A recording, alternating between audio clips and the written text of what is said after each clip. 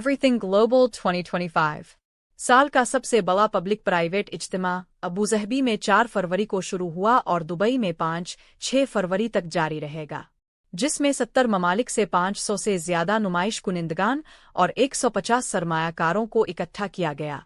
Pakistan pavilion का इफ्तिताह मुत्तहिदा अरब अमारात में पाकिस्तान के सफ़ीर फैसल नियाज तिर्मिज़ी ने किया। पाकिस्तान सॉफ्टवेयर एक्सपोर्ट बोर्ड और trade development authority of Pakistan के तहत अपने ने नुमाइश की। AI एवरीथिंग ग्लोबल 2025 में पाकिस्तान की शिरकत आलमी सतह पर इसके AI ओवरटेक फुटप्रिंट को मजबूत बनाने के लिए एक अहम कदम है।